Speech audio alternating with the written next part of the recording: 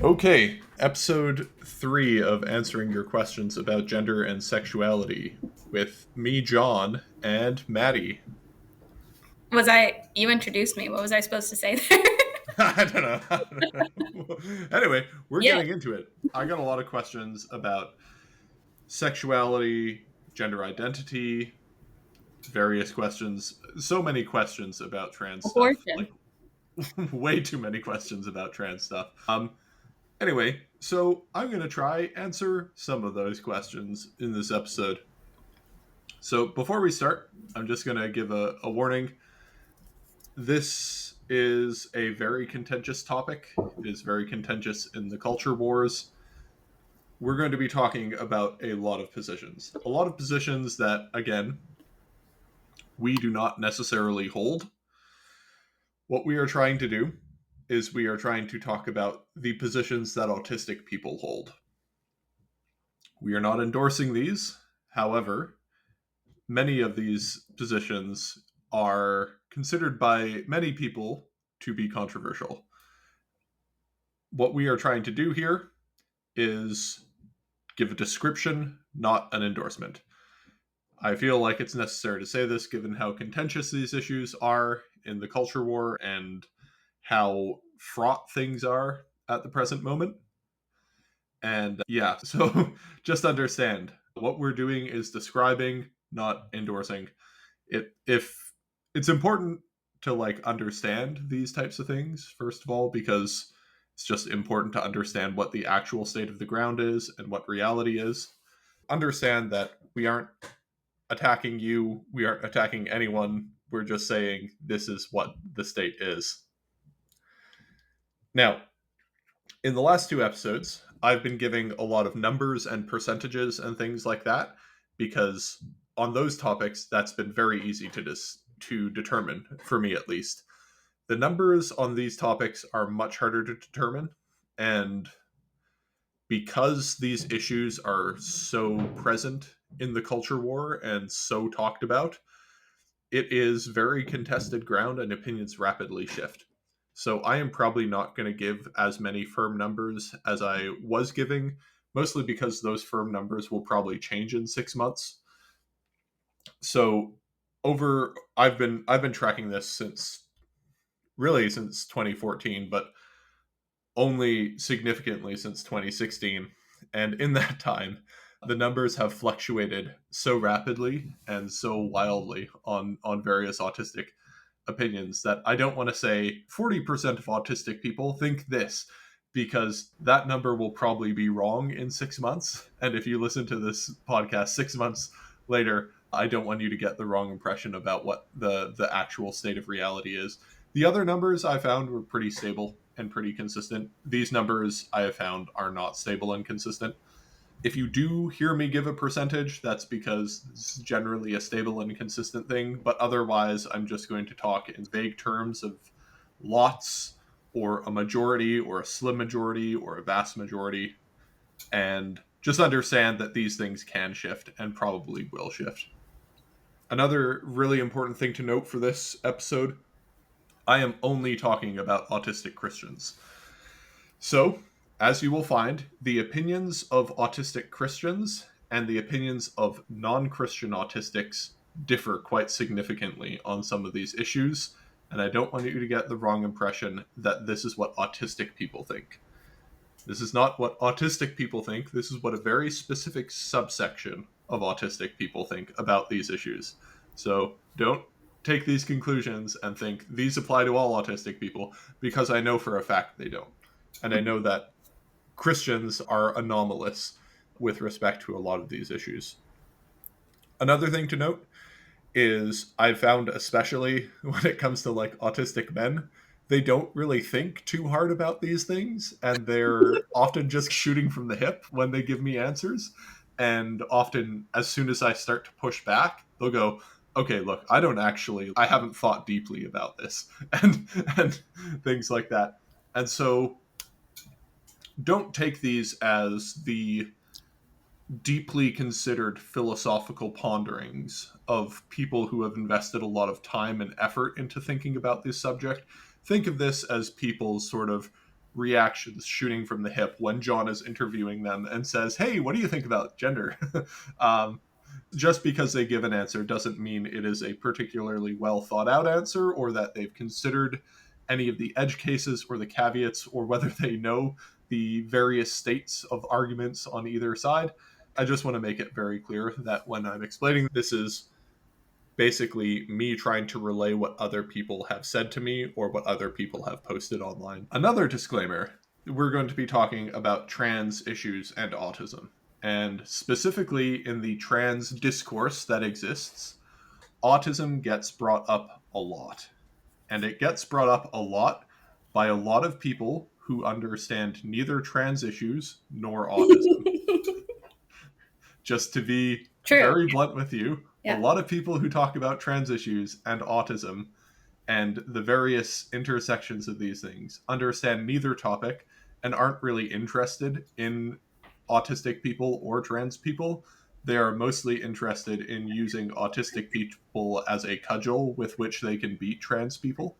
I am not interested in doing this or participating in this. These issues have real material effects on people's lives. And so when I talk about these things, I'm going to try to be very careful. But understand that when these topics get talked about, if I'm not mentioning something, it's probably not because I haven't encountered it and I don't know about it. It's probably because I don't think it's relevant for this debate or this discussion. So I've really had to get into this issue mostly because there is such an overlap with autism, and I have had to go deep on both sides of this. And just to be clear, there is a lot of really bad information about autism and issues around gender. There, basically, wherever you go, there are people who are ignoring data that's inconvenient to their narrative. There are people who are amplifying marginal data points that go along with their narrative and pretending they're much larger than they actually are. People aren't trying to accurately describe what's being seen. What they're doing is they're engaging in information warfare. And that's basically that's the easiest way to put it. They're not trying to just have a nice objective conversation about what is the actual state of the ground.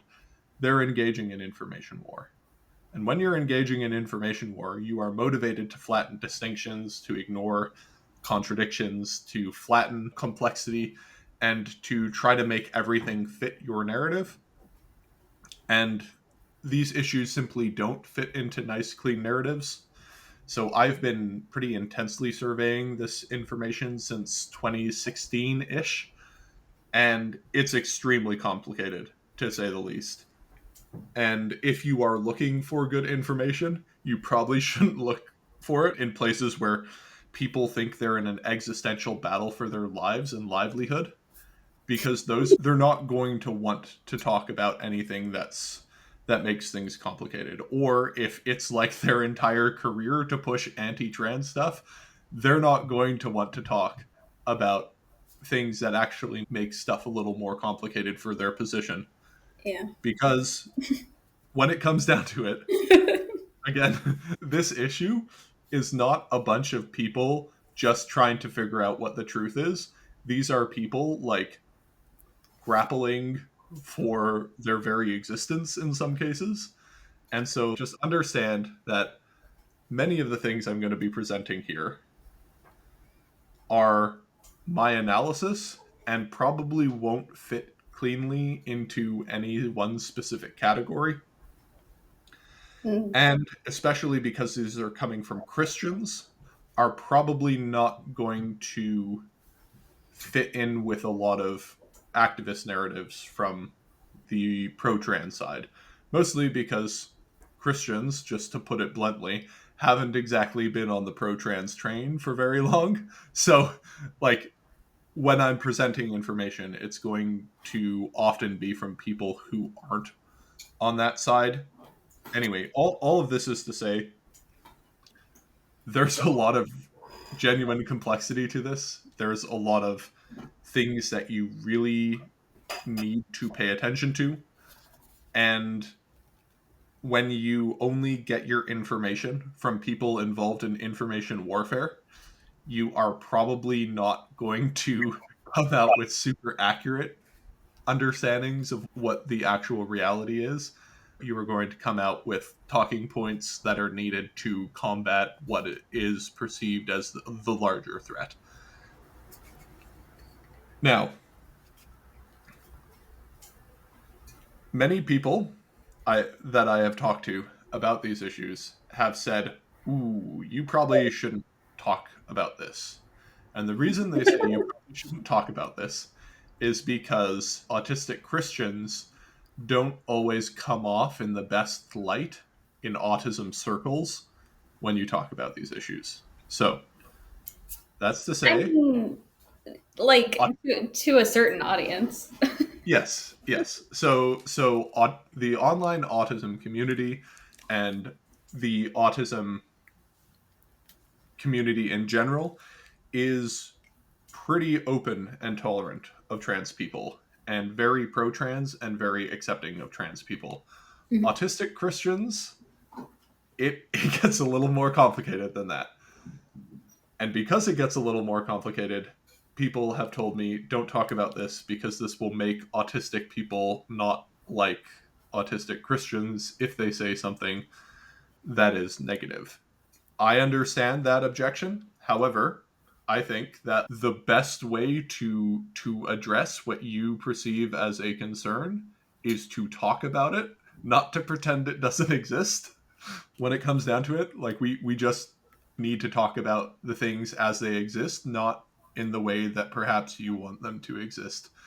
And the reality is, when I've talked about this to a lot of autistic people, they are shocked by it, mostly because the ones who are shocked, some of them aren't shocked, but the ones who are shocked are usually autistics who live in very progressive spaces and who only know autistics who are also in progressive spaces. And so when I start talking about autistic Christians and their attitudes towards like gender and gender identity, and those don't align with what you typically find in progressive autistic spaces, they're usually very shocked and not too enthusiastic about it, and I get it. However, I don't know how else to say it. This is what the state of the ground is. Autistic people, at the end of the day, are not magical wizards who have finely attuned moral compasses that always point to the progressive side of whatever issue that you're on. In many cases, they do. If you look at support for social safety nets and things like that, that's super high amongst autistics. Or even And like our last two episodes, basically. yeah, Yeah. or even the last two episodes where we talked about most of these issues, and autistic people overall align a lot closer to what you would expect the progressive side to be. Just there are sometimes narratives within the autism community, especially autism activist communities, that autistic people are these like magic wizards with perfectly attuned moral compasses that will always come to the correct moral conclusion. We have an innate sense of justice. Yes, they will say things like, we have an innate sense of social justice. This episode will probably show you that's not true, just to put it bluntly. And so all of this is to say is autistic people at the end of the day are just people, and they will often think about things and have opinions that don't always align with what you want them to. That's so weird. Yes. Surprised that autistic people are people and not like a social justice hive mind. Yes, yes. Crazy how nature do that. But yeah, so all of this is to say, if you haven't already got the sense that what we're going to be talking about might not be like the most comfortable topic for people, strap in because it only goes downhill from here. You certainly Um, seem very uncomfortable, by the way. yeah, no, I'm super uncomfortable. This is probably the most uncomfortable. This might be the only time I've ever heard you sound uncomfortable, actually. Yeah, yeah, that's fair. Again, at the end of the day, this is an extremely hot topic in the culture war, and I've talked about this to churches and I've given information to churches about this, and they always interpret what I say with the weirdest lens. where they listen to what I say, and if they're progressive, they try to draw out narratives that don't exist, and if they're conservative, they try to draw out different narratives that don't exist. And every time I do, I'm like, okay, guys, stop trying to like align autistic people with whatever side of the culture war you're on. This is not how you should be thinking about this. Wait, how do the Um, progressive churches respond to it? depends which part. They're usually like, "Oh, isn't it great that so many autistic men are born?" And then when I talk about autistic women, they're like, "Oh, that's not ideal." That's usually what happens. That's so Yeah, funny. it's a spoiler for the upcoming Yeah, there episode. you go. There are some definitions that we need to get across before we start this episode. I'm going to be saying a few words. One of them is primary sex characteristic. So, a primary sex characteristic are a person's genitals and the structure of their reproductive systems in whatever way they are ordered to produce a gamete. A gamete, for those who don't know, is a sperm or an egg. So, a primary sexual characteristic is mostly referring to your reproductive organs and your reproductive capacity. Secondary sex characteristic are all of the things that your body tends to develop based on your primary sex characteristic. So, for example, a secondary sex characteristic for men would be facial hair or like thick body hair. This also includes things like fat distribution, muscle placements, the development of breast tissue, specifically in women, bone structure, muscle development, voice pitch, these types of things. These are what are considered secondary sex characteristics. The term trans woman is referring to a person who has transitioned to a woman. So sometimes when I'm talking to people, they will say trans woman when they mean trans man, or trans man when they mean trans woman. For the sake of this podcast, trans woman means a person who was born male and has transitioned to being a woman. Or trans man, sorry, is a person who was born female and has transitioned to a man. That is what those terms mean. Yeah. That's how I'm going to use them. Not just for the sake of this podcast. That's just actually what those words mean. Yes. Yeah, that's true. That's what those words mean when people use them. You didn't know. If you're listening to this and you're like confused, that's what they mean. I might say some other words like AFAB or AMAB. AFAB means assigned female at birth. That means when you were born, the doctor said that's a girl. AMAB means assigned male at birth. That means when you were born, the doctor said that's a boy. That's what those terms mean. Okay. Autistic attitudes towards sex. Overall, the thing that we've been saying pretty much every episode for the last 2 episodes is that the overriding impulse for autistic people is a sense of default meritocratic egalitarianism. This often overrides most ideas about sex as well. Often, autistic people don't really think deeply about things like this unless it's something that really affects their lives. So, the three categories of people who really think a lot about this are autistic women, autistic trans and non binary people, and weird guys who are really interested in philosophy of gender or have to do research on autistic people and kept getting asked these questions. Um, The third those are the category is one person. It's just Yes, one. the third category is me. That being said, there are still many men who think about these topics. There are men who have thought deeply about these topics and who have invested a lot of time into thinking about it. It's just that when you survey the broad populations, generally speaking, the ones who have thought the most deeply about it tend to be women, trans or non-binary, or guys who just happen to be really interested in this type of thing. So, I'm going to be really clear. This is only the position of Christian autistics. Overall, the most common position that you will find when you just ask Christian autistics about sex and gender, and you ask them, what is sex? They will say, The majority will say it's a fixed trait determined at birth by a combination of primary and secondary sex characteristics. They won't say that exactly, but that is essentially what they will say. When I ask them, have you thought about things like intersex conditions or male XX or female XY or chromosomal disorders that lead to chromosome mismatches with primary and secondary sex characteristics? Overall, the answer is no. I don't even know. I didn't even know that was possible. And then when I ask, what do you think we should do about these cases?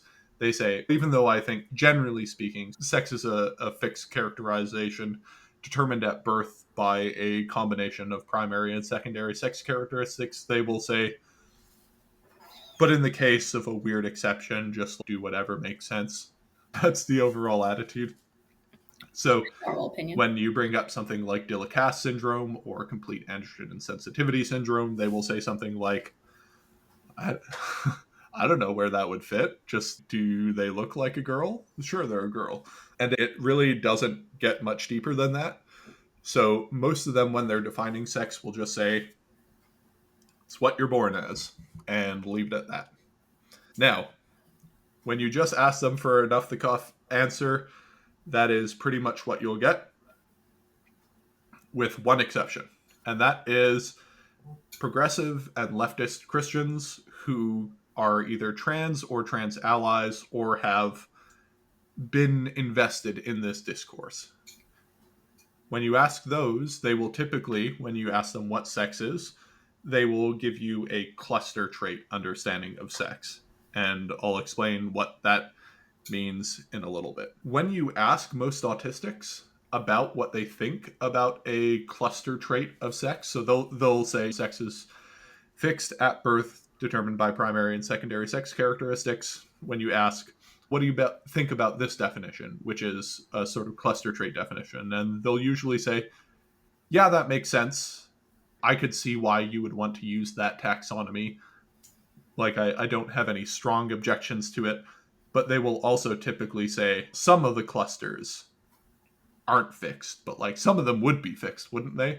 And so what you get when you introduce those ideas is a sort of, oh, I hadn't thought about this.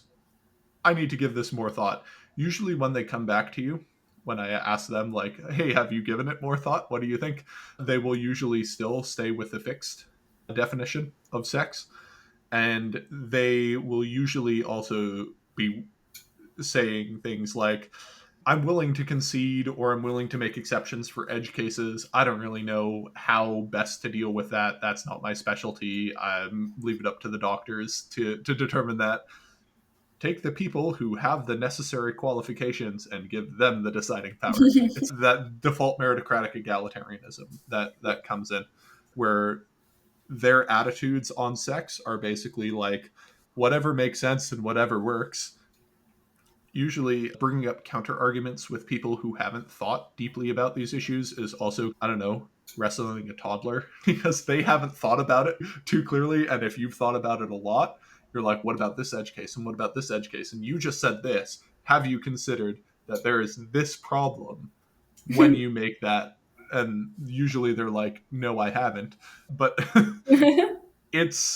there isn't much of a point in pushing back. And I've done a lot of these interviews. I've asked this question a lot. And generally speaking, that's what comes out of it. So generally speaking, most autistic Christians, when you ask them about sex, they will say there are cluster traits. When you push back on them, when they say it's a fixed immutable, they will usually say there are female and male cluster traits, but within those cluster traits, there are some immutable traits. And those immutable traits are the thing that determines sex, not any of these other cluster traits that can change. For example, an example of a cluster trait that could change is typically males have certain hormone levels and females have certain hormone levels. If a male has a female's hormone levels, they would say, yeah, sure, they have female hormone levels, whatever. So that trait would cluster under the female subtype. But what makes them male isn't any collection of clusters. It is the definition of these fixed clusters that don't change. And they'll usually point to something like chromosomes or reproductive organs. And so they'll basically say, look, your sex is whether or not you produce sperm or eggs, basically, is what they'll come down to. That is basically what the overall consensus is when you talk to autistic Christians. Now, before we talk about these taxonomies, because I get a lot of pushback when I talk about these, taxonomies are ways that humans decide to classify things. You can't have a false taxonomy. That's not what a taxonomy means. When you are saying, I'm defining sex by these characteristics and I'm sorting them based on these things, you can't be wrong. So, a pet peeve of mine is when people tell me the science is settled here. It is a cluster trait, or it is a fixed characteristic. The science is not settled because the science isn't doing that. What you're doing is you're saying this data labeling convention is better than this other data labeling convention, is a way of describing data points and then trying to understand them and their interactions between them. You can't have a science telling you to use a specific taxonomy. You choose which taxonomy you want based on which trade offs you want to make. If you say to me, science tells us there are only two genders, or science tells us that sex is a spectrum along a bimodal distribution, I'm going to assume you haven't thought about this too deeply because science doesn't tell you either of those things. However, if you say something like, I think a model of sex that separates human into two binary categories of male and female is the best way to classify our existing data that we have on human sex, I'd be like, okay, sure. If that's what you think, that's what you think. But if you also say, I think that the model of sex that understands sex as a continuous spectrum that creates a bimodal distribution is the best because it has the best explanatory power for variation, I'll say, cool. That's great that you think that.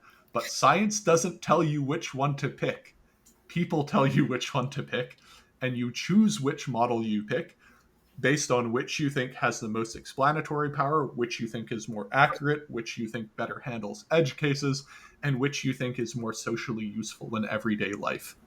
Science doesn't tell you which one is true. Please stop saying that. Anyway, I wish I um, could make everyone listen to your explanation of science doesn't tell us things. it doesn't.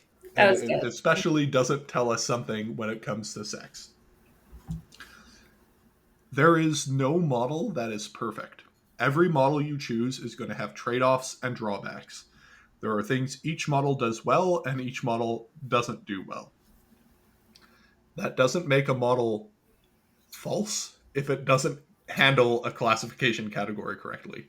Just in general, that's not what data modeling is. That's not what these things mean. Anyway, I'm just saying that because I know I'm going to get an email from someone, or hopefully I don't now. But Science usually, says that there's yes, people only will be man like, and this woman. is stupid because science says, yeah, there's only two genders, and it's science doesn't actually say that. Your model that you have decided is the best says that. That's that.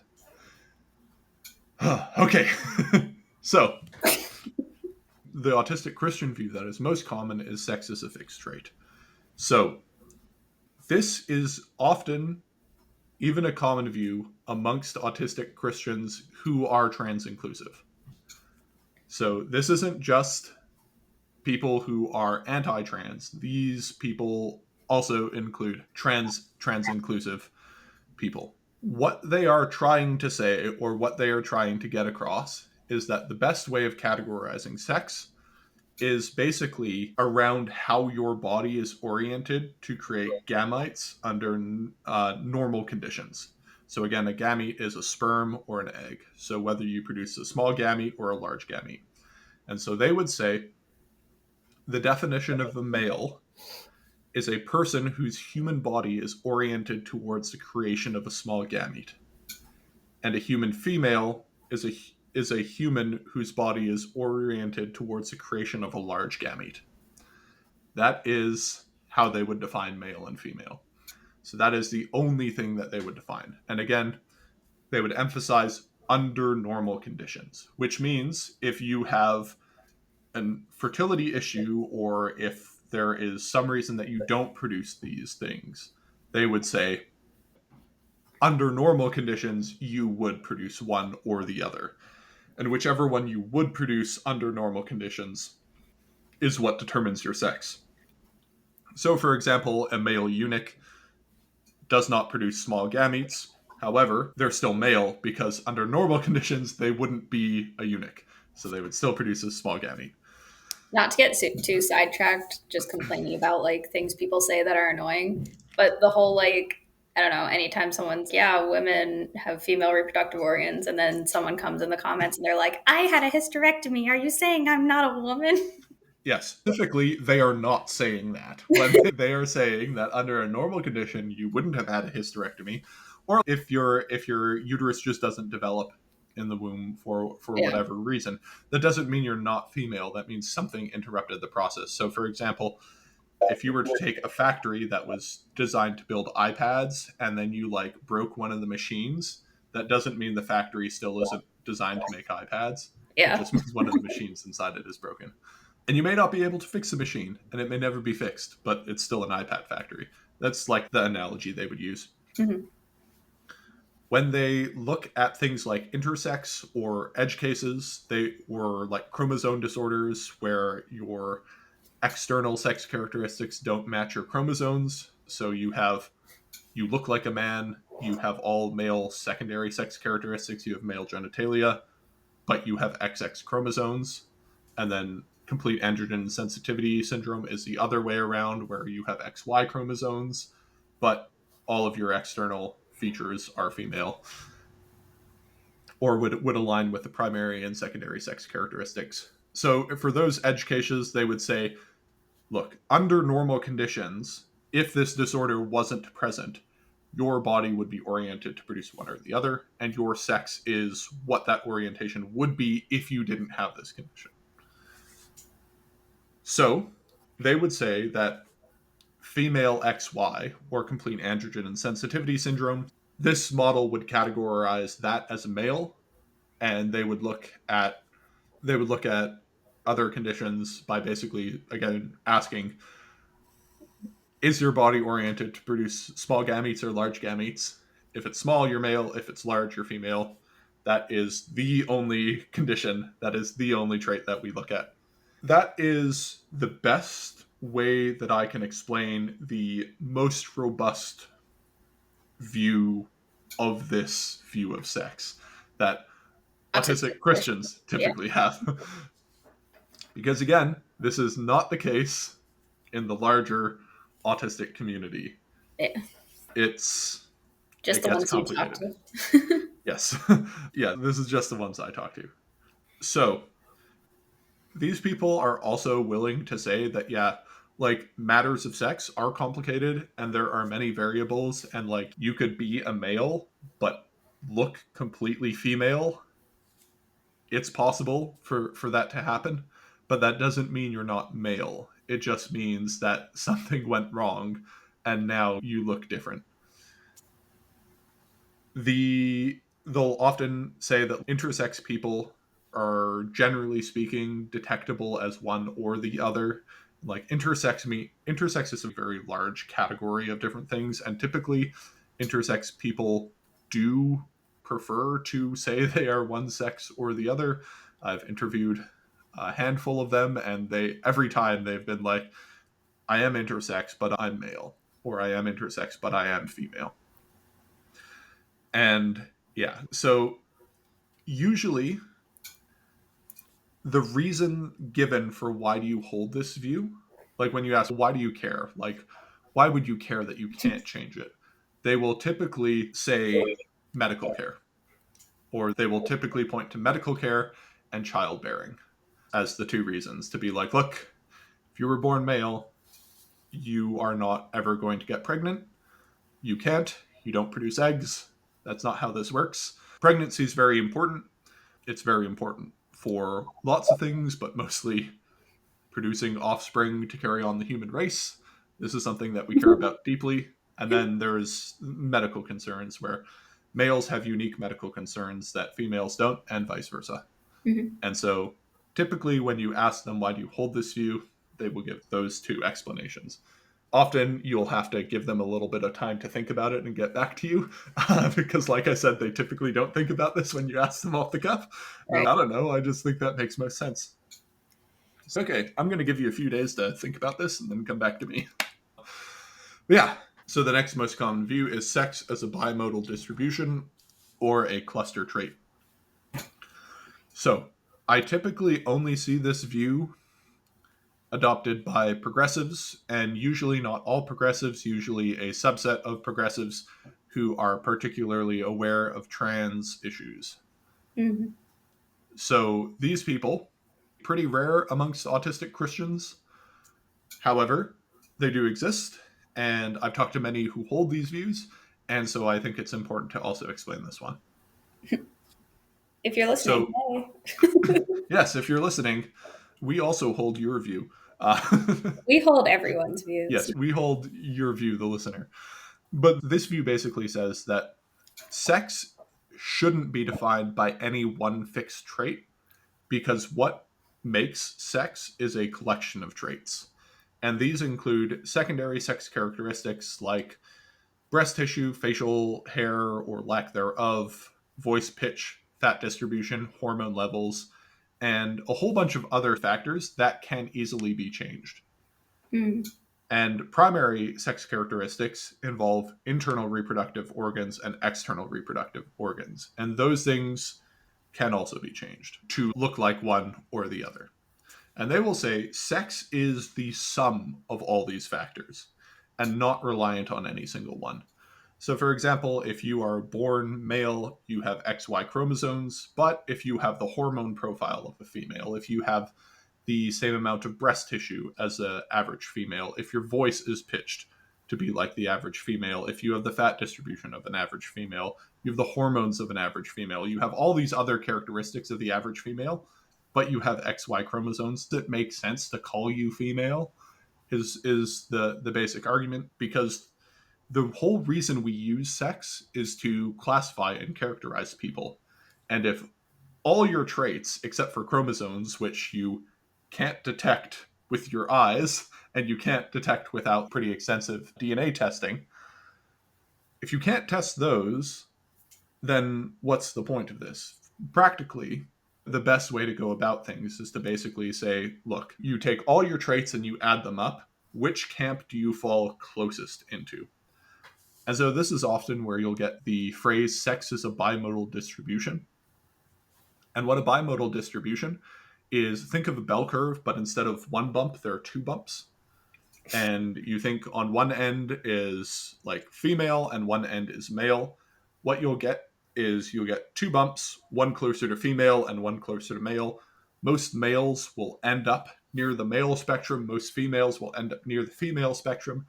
But there will be people all along those curves.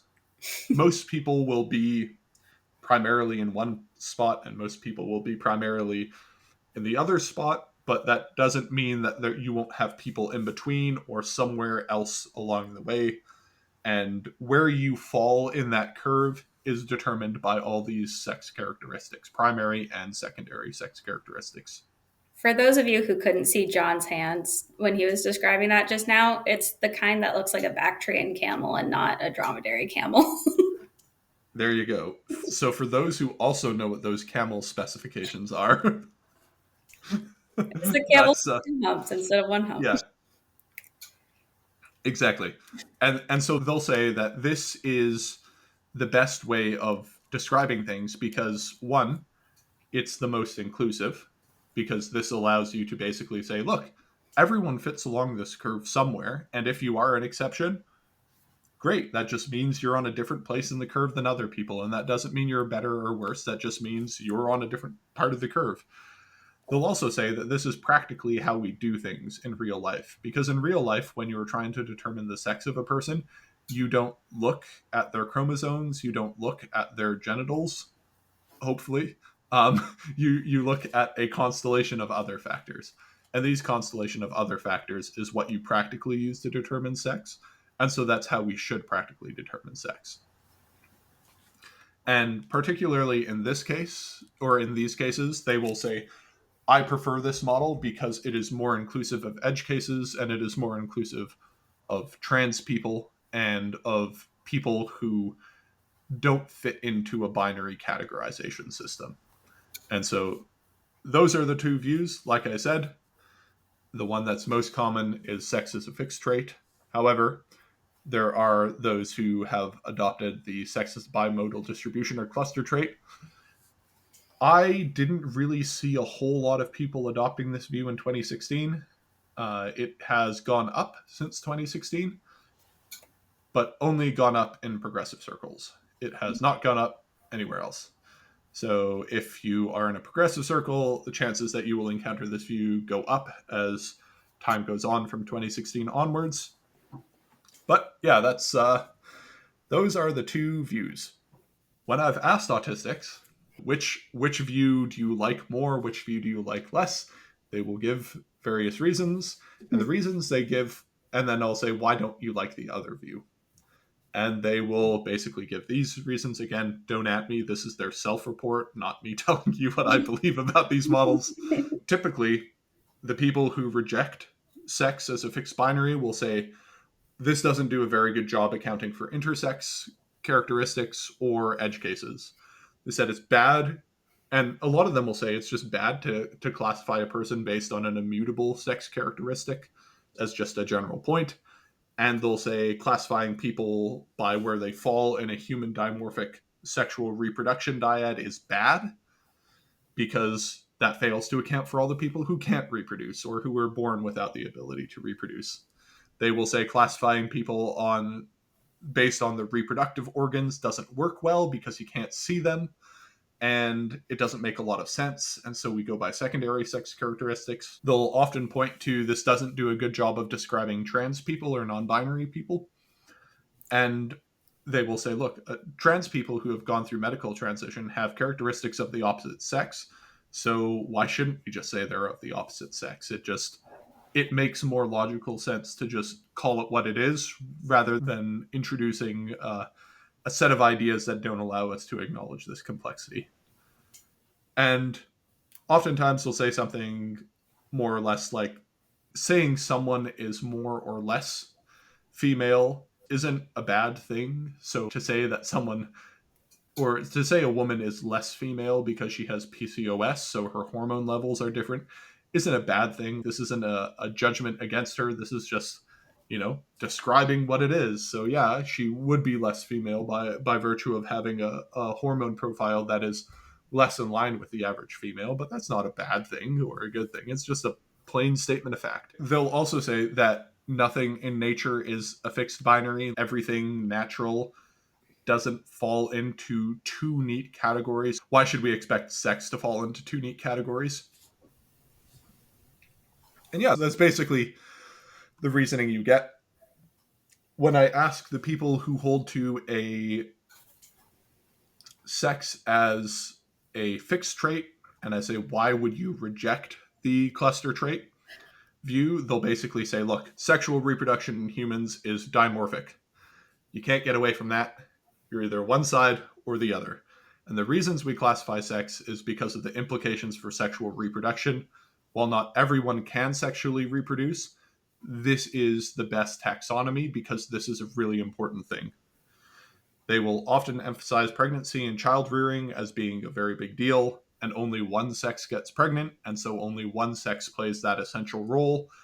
And sometimes you will get comments like you can't cluster trait your way into pregnancy, or you're either born with it or you're not. They will also point out that sex discrimination is very real and only affects females because only females get discriminated against for being pregnant.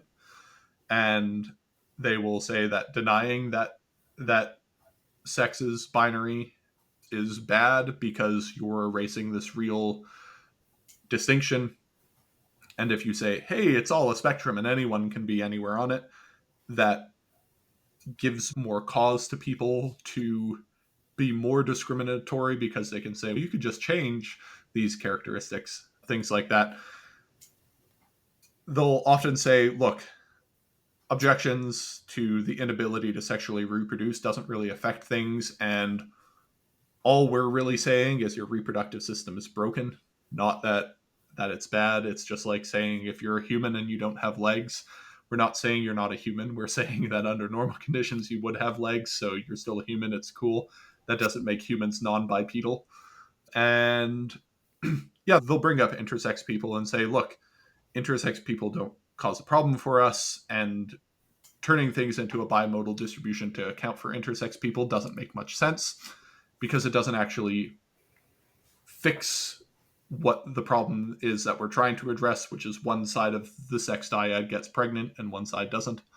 And then they'll also just say sharing traits of a group doesn't make you part of that group.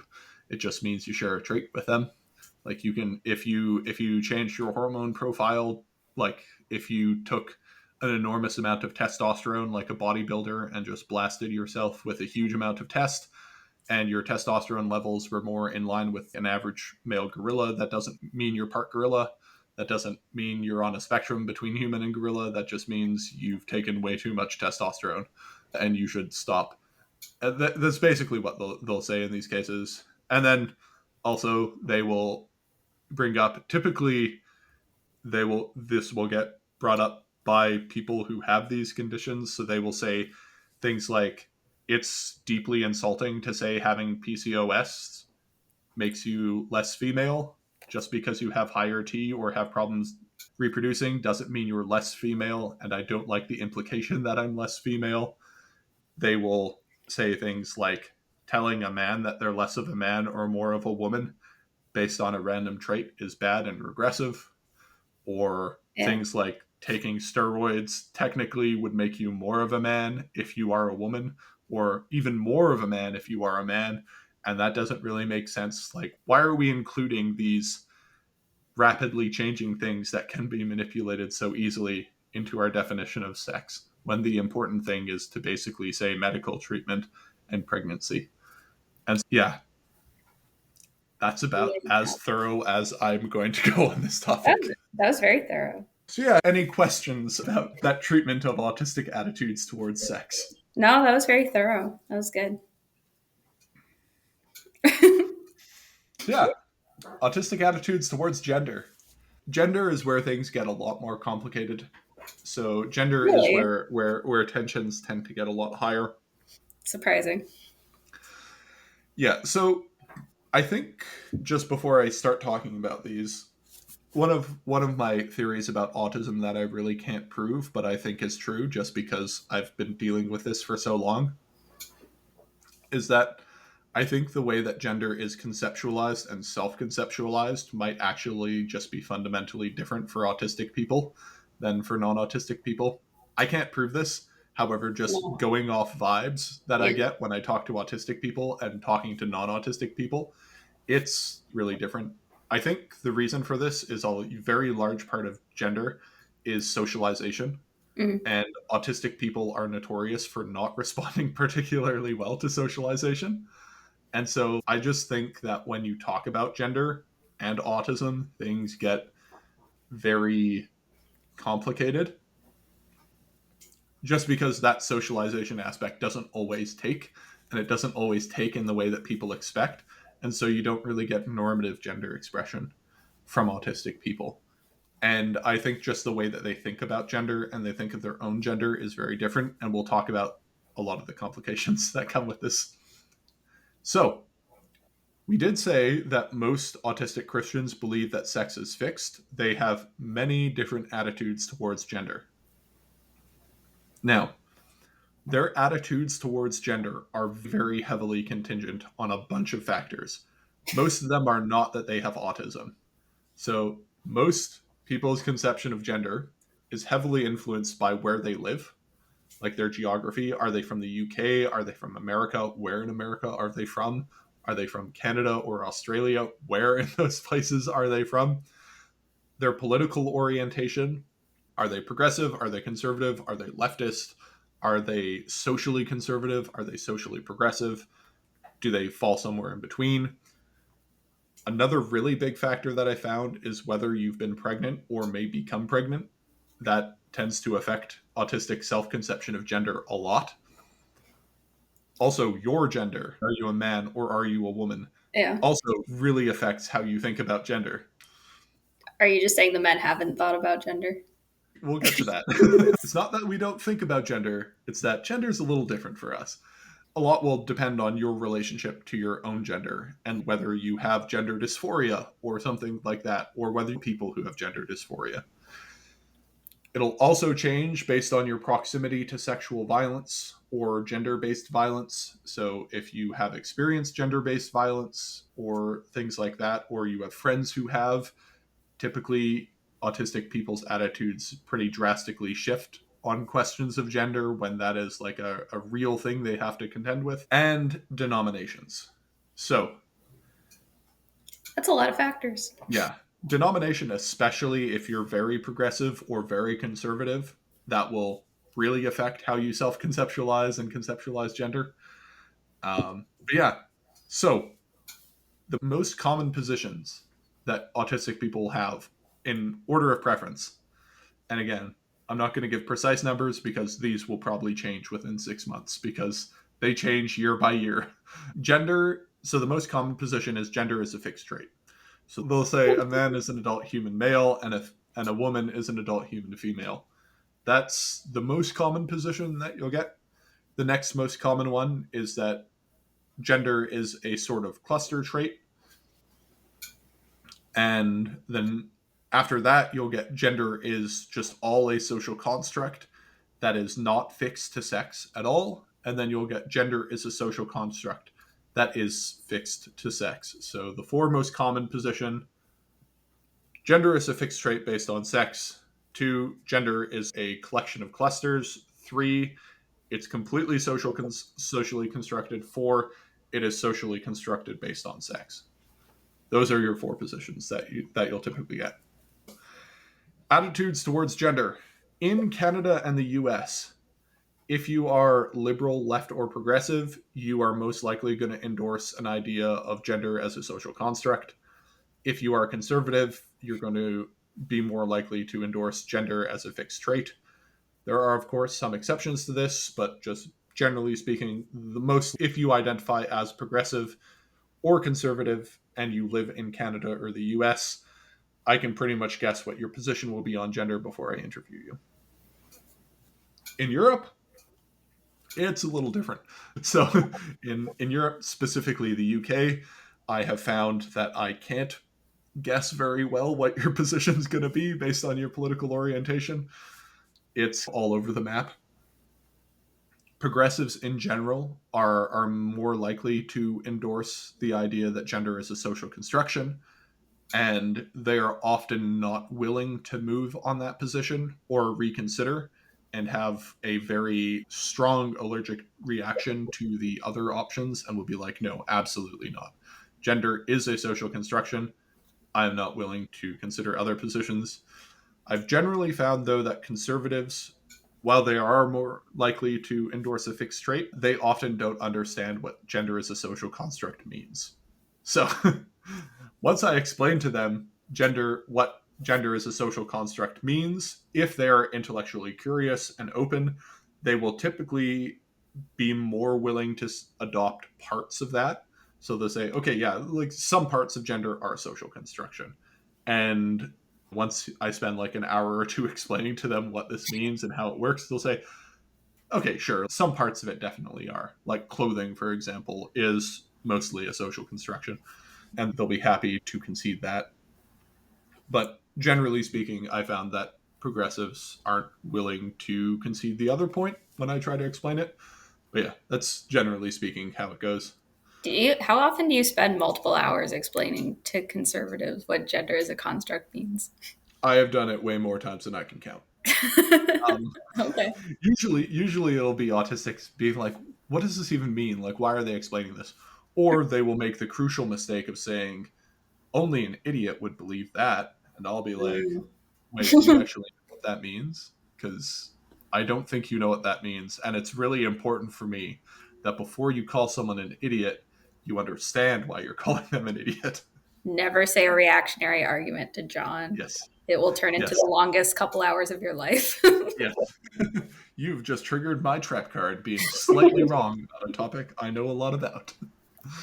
So, along gender lines, with exceptions for more progressive spaces, men are more likely than women to endorse gender as a social construct. Often, men are pretty chill about gender in general and don't have super strong opinions, and they have this sort of default meritocratic egalitarian attitude towards gender where they're like, yeah, do whatever makes sense, do whatever works. If you're good at it and that's what makes most sense for you, just do it. That is generally the attitude that autistic men will have towards gender. Autistic women, significantly less chill about gender across the board, especially if they are a mother or soon to be a mother or pregnant. So this is like the abortion question that I had mentioned before, where men are just like, yeah, whatever makes sense, and overall pretty chill about it and willing to concede and make exceptions. And women are like, absolutely not. No, I have a very strong opinion on it, and it is this. Yeah. Yeah. It's like talking to an autistic guy about a theology question. Yes, yes. Gender is the theology of woman autism. I'm joking. Um, or am I? I don't know. Think about that one. So, I'll endorse that. That's true. gender as a fixed trait. So, this is probably the easiest category to describe. Basically, a man's an adult human male, a woman's an adult human female. Gender is inextricably linked to sex. Many of people who endorse this will happily concede that some parts of gender are arbitrary and socially constructed, but often they will point out that while some are arbitrary and socially constructed, there are critical parts that aren't arbitrary and aren't socially constructed and are directly tied to your reproductive capacity. And autistics will be happy to say, of course, some things are socially constructed, but also socially constructed on the basis of immutable sex, and lots of things are socially constructed, but that doesn't mean social constructs are bad. It's actually good that we have a social construct that's fixed on male and female. You know what else are social constructs? Laws, families, borders, countries. We all like these things. And so they'll typically say, even if it is socially constructed, it's socially constructed based on mutable sex characteristics. And the social construction of it being fixed on immutable sex characteristics is a good thing. And so that's typically what you'll find with the people who endorse a idea of gender as a fixed trait. For gender as a social construct, as in gender not fixed to sex, you will typically find this view only with progressives. And the view is basically this: gender is a product of culture and societal norms and varies across time and place. Gender roles are achieved statuses in a social environment that categorize people and influence social behaviors. What a man is and what a woman is a product of social forces that have developed the idea of what a man and a woman is, usually based on patriarchy or something like that. They will say a man is a man because your idea of what they say male sex should do and should act is that. Or I'll re-say that. They'll say a man is a man because our idea of what the male sex is based on these ideas that we have built and constructed. Mhm. Same thing for women.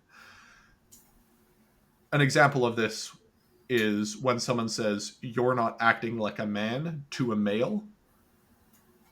What you're saying is you aren't conforming to the idea of gender as a man. They are not saying they'll point to things like this and say, look, the way that we use the term man and the way that we categorize man are not sex characteristics. They are behaviors and performed roles. And so when you say you're not acting like a man, that wouldn't make sense if gender was fixed to sex, because you couldn't not act like a man. Because anything you would do as a man would be something a man would do if it was fixed. But they will say it's not fixed because look at how we actually use this and look at how it actually works.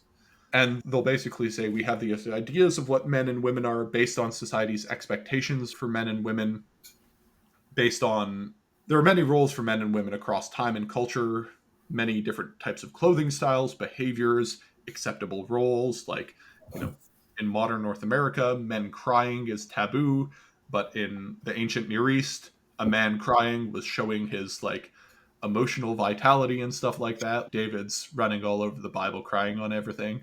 And they would say, look, this is completely socially constructed, the idea that crying is somehow not masculine or not what makes you male. And they'll basically say that there is nothing about, while many of our ideas about gender are tied to reproduction, there is nothing about gender that is necessarily tied to reproduction. And while gender does have sex reference, these are often derived from sex traits. They're not anchored to these traits. And so it's possible for there to be a layer of abstraction on top of that. And while the initial referent of the abstraction was biological sex, it no longer is, and it no longer needs to be. And so, what gender is a combination of things like social performance, aesthetic, and behavior.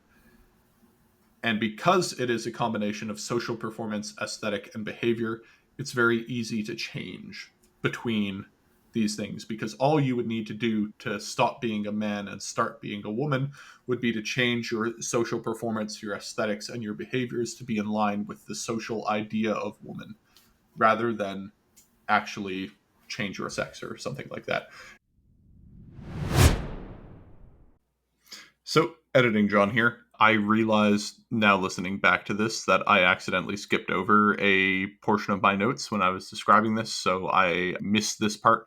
But basically, when I was saying that they would typically describe gender as a combination of social performance, aesthetics, and behavior, that's just one view within the idea of gender as a social construct. This can include a very wide breadth of views. So, some of them will have gender as self identification, which is to say that gender is a social construct, but what your gender is a sort of internal sense of which gender you fall into, and that to become the other gender, you simply need to identify as the other gender, and that transitioning between these gender categories is as simple as saying, look, my internal sense of gender aligns better with this gender than the one that I was assigned.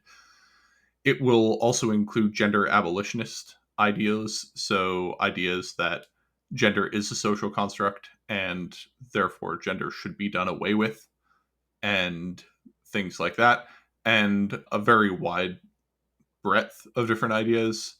Generally speaking, the one you hear most from autistic people is social performance, aesthetics, and behaviors, but it should be noted that this is definitely not the only view of gender that falls under what gender as a social construct means. And so these people would see trans women as women, and they would say there's no reason for us not to classify these people as women because they are doing the social performance, the aesthetics, and the behavior of women. They're not doing that of men. It doesn't make sense to do that. And finally, there is the view of gender as a social construct fixed to sex. And so this is an idea pretty much only held by a very weird group of autistic Christian women who are typically radical feminists. And so they will say that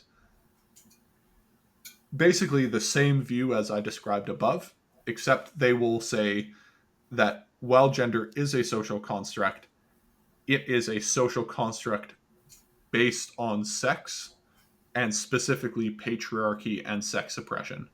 And so gender is a social construct and it's bad, and that we shouldn't be reifying it and we shouldn't be affirming it. And what gender is basically an attempt to suppress women, essentially. And gender really can't be changed because you can't move from oppressor to oppressed class. That just doesn't work like that. The ideas surrounding gender, and specifically oppressive gender norms, basically all these things need to be done away with. We need to get rid of these things. These are bad.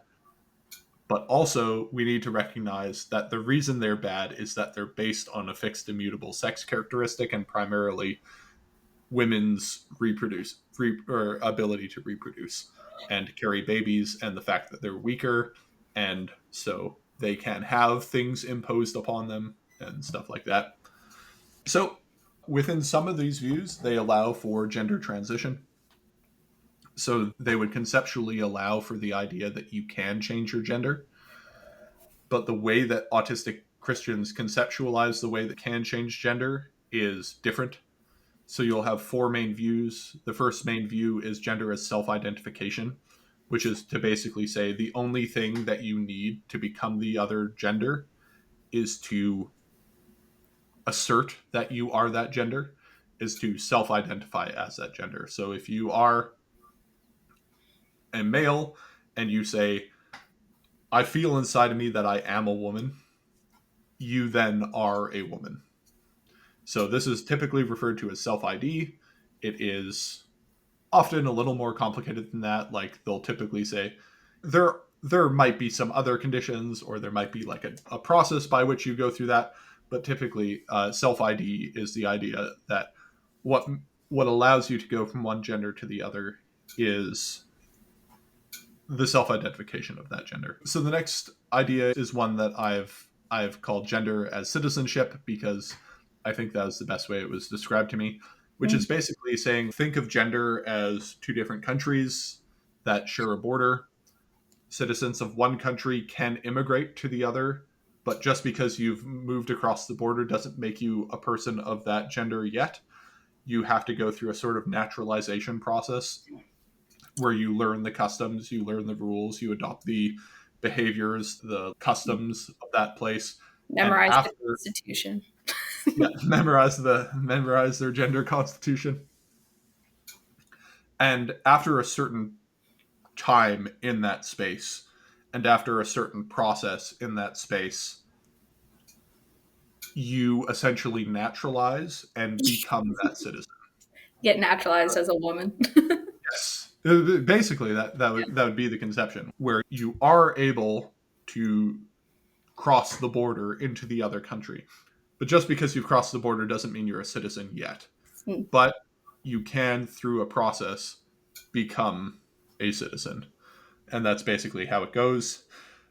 Another idea of gender transition is gender as a critical mass of cluster traits. So this is to basically say, look, here are all the things associated with women. Here are all the things that are associated with you. Do you match more of these than you match the ones associated with men? If you are, that means you are the different gender. And then there is also the idea that gender is basically fluid and constantly changing, and so that to transition to another gender doesn't actually make sense, because gender as a concept itself isn't really valid, and it's only a sort of legal fiction that we use and that we employ. And what allows you to transition from one gender to another? Nothing, because these categories don't actually exist, and we're just pretending they exist, and we're imposing them on people. So your ability to change and shift genders is based on that. So those are the ways that they conceptualize gender transition. Now, in these different conceptualizations, there's usually this idea of a transcendent gender identity. And a transcendent gender identity is a sense that when you are born with a sense of whether or not you are a man or a woman, that's what transcendent gender identity means. Most autistic people I talk to, or most autistic people who volunteer this information to me, will say that they do not have a very strong internal sense of gender, or that they do not have a transcendent gender identity. I don't know what category you fall into, Maddie, but most people I talk to are kind of like, I don't know, that doesn't really make sense to me. Yeah. No, until I was like an adult, maybe I didn't get the woman thing. Yeah, I and still that's don't, but it's at least I identify more with it. that is very common. So typically, it will take autistic people until mid to late 20s to form a conception of gender identity. Yeah. and to be like, yeah, okay, I'm a man, or yeah, I'm a woman. And the sort of idea that there is this internal sense of gender identity that you're born with isn't a concept that resonates with a lot of autistic people, which makes some ideas within gender transition a little more complicated when it comes to autistic people. Because if you don't have a sense of what gender you actually are, it makes things very complicated. I have also found that a lot of autistic people, a lot of autistic trans people that I'll talk to will say, I didn't have a gender identity until I did a gender transition, and now I do have one. And they'll say, I really know that I am whatever gender I've transitioned to, but before that, I didn't have the sense of gender identity. The idea that you're born with an internal sense, just from my research, isn't true for autistic people. I think one of the reasons that this is true is that autistic people generally have higher levels of alexithymia, and I think that probably explains some of it. And I also think that internal senses of gender are shaped a lot by socialization. You should So define when you that term. what You should, alexithymia? yeah. Sorry. So yeah, alexithymia. Alexithymia is the inability to intuitively understand your own internal emotional states. So autistic people often have a lot of difficulty identifying their own feelings and what they're feeling and why they're feeling it. Yeah. And so when you mix that with just a lack of response to socialization and a lack of response to gender socialization, I think both of those two factors together probably create the conditions where you don't have a strong sense of internal gender identity. Yeah, makes sense. I don't have one. I just don't have an internal sense of gender. It so I've read a lot about what it is. I've read a lot of what people describing it as and talking about it, and I've been like, okay, I understand what you're describing. I don't have this. This is not something that makes sense to me. As far as I'm concerned, my gender identity is a man because I'm a 6'7" power lifter with a beard, and I think it would be weird to say I was something else. That's fair. Um, like That's a that, fair way to go. as far as I'm concerned, that is why I'm a man, and that is the only reason that I'm a man. If I had a different aesthetic and I didn't look like a man, I don't know what I would think, but I do. There you Yeah. go. I think I'm currently at, I'm a woman because there's a person growing inside of me, and I guess that couldn't happen if I was a man. Yep. Very common for autistic women to not have a gender identity until they get pregnant and then have a baby. I Yeah. don't know if it is pregnancy, because also a lot of autistic women just tend to get pregnant in their mid to late 20s, and that's also when gender identity starts to crystallize for males. So not like entirely sure Yeah. if that's just a coincidence or if it is an actual thing, but yeah, Hell, that's sort of it. when Um, you do something that like ostensibly only your gender could do, I guess that would get it along, right? Yeah. Yep. Nope. Makes sense. I have felt most like a man when I was in the army and I was like fireman carrying guys. I'm Oh yeah. like, okay, obviously. Or when I'm doing like MMA fighting or BJJ, like Brazilian Jiu Jitsu, that's probably when I have the strongest sense of a male identity. But I think that might just be because I have a lot of adrenaline and I associate masculinity with like hatred, pain, and like adrenaline. I Sure. don't know. That's normal. Sure, why not? Yeah, I don't, the concept doesn't make a lot of sense to me, and you will find if you ask a lot of autistic people, they will also say the same thing. The three main attitudes you get towards the concept of gender identity are basically apathy, enthusiasm, and contempt, in that order. So the most common position towards gender identity, like your own gender identity, or and other people's gender identity, and like the concept of gender and like modern conceptualizations of gender.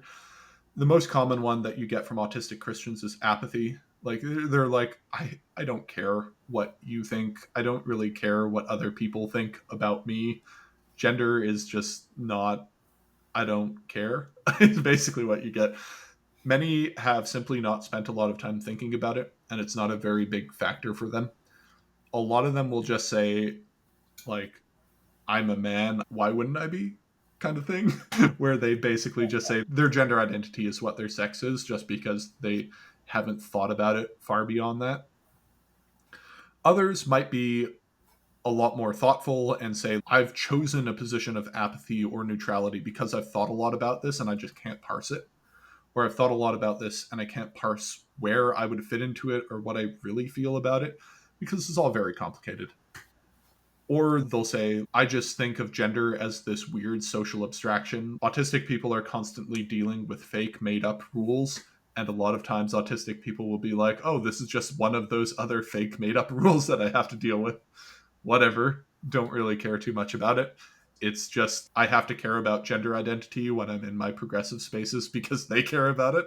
But other than that, doesn't bother me. I don't really care. Yeah. And so that's how most autistic people approach gender identity. When you're like, why are your pronouns he, him, or she, her? They'll be like, because they are? I don't know. And that's about as deep as it gets. The next most common response to gender identity and the concept of gender identity and other people's gender identity is enthusiasm. So they are very common with progressive autistic Christians, or progressives who are Christian and autistic, not necessarily progressive Christians, but just Christians who also happen to be progressive. Yeah. They will often play with gender identity labels. They will often find it all very interesting and cool and fun. Often it Gender. will be like a sort of special interest for some of them. Oh, yeah. Many will call themselves gender queer. A lot of people will play around with non-binary pronouns, especially, and they will be very open and fluid with the idea of gender and gender identity. They will often care very deeply about pronouns. So when I do interviews, the only times people ever ask about my pronouns are these types of people. When we start an interview, they're like, what are your pronouns? I'm like, he, him. Oh, shoot. I Cool. messed up. I should have asked you at the beginning of the podcast. You should have, but you didn't, you bigot. No, I'm joking. But yeah, most autistic people do not ask me that. The people that fall under this category pretty much always do across the board. And they're often very invested in the idea of gender identity and think it's a really important thing, and that caring about gender identity is something that's very important and something that we should all do. The final group, which Oh, is before you the... say the last thing, because you probably cut this part out, but I did notice when we were both talking about our personal experiences with like feeling like our gender, we both definitely left out the formative experience of sexual assault and how that shaped our view of gender. That's coming up, don't worry. That's It probably a will. big thing that happens in people's early to mid 20s. Yes, yes. We're going to talk about that later. Oh, cool. Can't wait. That'll be good. Yes. So the final group are people who approach the idea of gender identity with contempt. So you have apathy, the most common, enthusiasm, the next most common, and then the final one is basically contempt. Those are the three emotions. Yeah, pretty much. You'll pretty much find this only in conservative autistics and also gender non-conforming autistics who are very clear that they are the gender of their sex. So, conservative autistic Christians hate it and the idea because, I don't know, it's the conservative position in the culture war. Like it's the overall position where they're like, this is dumb, it's confusing, it's irrelevant, and it's stupid. Gender identity isn't like your taste in music. Or there's a quote that I had from an interview where someone said, gender identity is like your taste in music. I don't care about your taste in music, and it shouldn't materially affect other people. You I know, will like never they're... ask you about your taste in music. Do not bring You it up. already know. It's Ethel Kane. It's just like, it's Ethel Kane and way too many lesbians. And we don't look into why that is. By telling me that unprompted, you're basically the person who sits down at the interview and says, what are your pronouns? Yeah, I guess. But yeah, so Overall, conservative autistic Christians do not take well to the concept of gender identity. They do not take well to you asking what their pronouns are. They don't take well to you asking them if they've ever considered a non-binary identity or anything of that matter. Yeah, generally speaking, that's their perspective. Haha. The other big group are gender non-conforming autistics. Often, gender non-conforming autistics will hate it because they often get really frustrated with the enthusiasm crowd. So they will often be really upset with them. And they'll be like, look, the only reason I now have to talk about gender identity is because of those people. Before, I was fine. Yeah. And they'll basically believe that gender identity is irrelevant and stupid and that you're either a man or a woman because of your biology, and no amount of gender magic is going to change that. That is a direct quote. um, Oh, that's a good quote. yeah, often this will be autistic tomboys or feminine boys. Yeah. I So, was about to say, if I was to like imagine this person off the top of my head, I think it's the woman online who's like, when I was a kid, I didn't act like a girl at all and no one even cared. They just called me a tomboy. yes, and now they're Now they would, frustrated because people are like, "Are you non-binary?"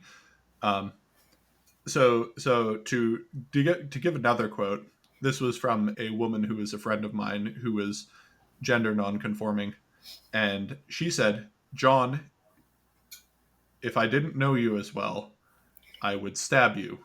After I asked her if she was non-binary, that's because she was talking about gender, and she was talking about gender in a way that I identified a lot of autistic non-binary people talk about gender. I was oh, like, oh, are you non-binary? And she said, John, if I didn't know you as well as I do, I would stab you.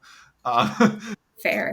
yeah, they often don't like the idea of gender identity because they have a much stronger internal sense of whether they're a man or a woman, but they also acknowledge that they're gender nonconforming, and they'll often feel upset because now people think I'm not a woman or I'm not a man because I don't act or present like a stereotypical woman or man.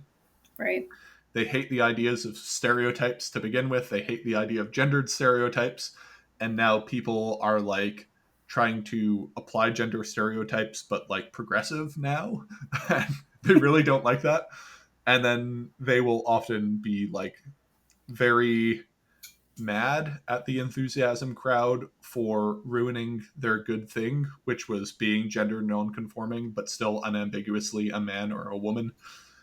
So you'll typically find this again in women who would be considered tomboys or feminine gay men who are autistic and who are like, no, I'm clearly a man. I'm just gender non-conforming. What are you talking about? Mm. So another concept that we probably need to talk about here is gender dysphoria. Gender dysphoria plays a lot into conversations about autism and gender. It has a lot of definitions. The one I'm going to use is gender dysphoria is basically a wide ranging phenomenon that is best described as psychological discomfort with your primary and secondary sex characteristics and gendered behavior and aesthetics that are often manifesting from it. So it appears as a desire to not be your own gender, or a discomfort being perceived as your current gender, or a desire to be the other gender in order to get away from your current gender. Gender dysphoria is very distressing. It is called dysphoria because it is physiologically and psychologically uncomfortable. It is a it's not a fun feeling, and it is not a particularly good thing to feel, and it doesn't feel good having it. I really didn't expect to see this a lot when I started my autism research, but as I started doing my autism research, I started finding a lot of it, especially a lot of it in autistic Christian men who don't have a strong internal sense of their own gender. That makes sense, I guess. Yeah, so basically, gender dysphoria is often also compounded with an unease with gender roles. So you'll get like the question like, am I a man? Does gender actually matter? Is it real? I don't know. There are so many things going on. There'll be a rejection of your own gender norms through like indirection, where you'll basically be like, okay, this is what a man is supposed to be, but I'm not that. So what am I? Autistic people have a very black and white way of thinking where it's I either do this and I am the thing, or I don't do this and I'm not. And I clearly don't meet these stereotypes of what a man should be. So, what am I? What's going on? This often Mm. happens a lot in puberty. Mm. And a lot of ideals of what like hypermasculinity is get rejected by autistic men because they're like, this is dumb. This is arbitrary. This doesn't make any sense. And if this is what a man is, I don't want to be this. And I don't really want to be associated with this. And there's often a deep sense of I'm just not like this. And when I'm asked about being a man, I'm not like most guys my age. And most autistic people will associate being a man with like really specific ideals of what masculinity is shaped by their culture. And many autistic men find it very hard to fit into the mold of what a man should be, and are often get homophobic slurs lobbed against them, often get called women a lot growing up because they don't fit into this. And to prove that this is actually a thing that happens a lot, one thing that I found is autistic men living in Britain actually experience this significantly less than autistic men living in North America, because British ideals of masculinity have significantly more ways that you can fill them Mm. as an autistic man. Where in Britain, the idea of the absent minded professor is a very legitimate, like, male archetype. And so a lot of autistic men are like, oh, yeah, I'm a man. I'm just like a weird man, like the absent minded professor. Whereas a lot of these Eccentric ideals, genius.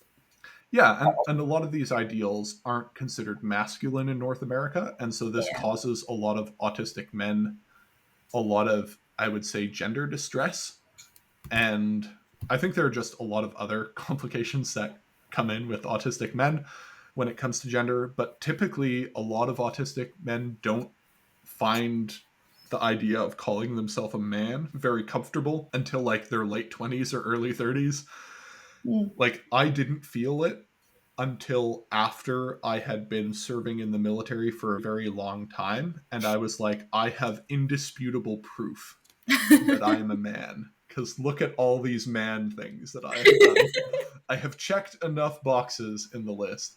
And as absurd as that sounds, when you are a very literal thinker, when you're a very black and white thinker, and you are told this is what a man is, and you're like, I'm clearly not that, what am I? It causes a lot of issues. So it is very common for autistic teenage boys to experience gender dysphoria, especially on the onset of puberty. And it is more common for that gender dysphoria to go away after puberty. If this describes you, John is suggesting that you join the military.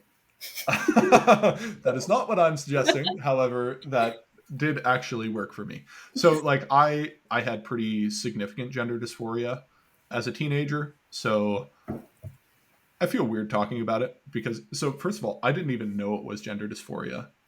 So at Bible camp, like when I was 12, the That's how the best counselors stories start. were like, you're going to go through puberty and you're going to start noticing changes and you're going to start having sinful thoughts. They said And that they at Bible camp didn't, yes, and about they puberty. didn't specify what sinful thoughts he would be having. I hate when they do that.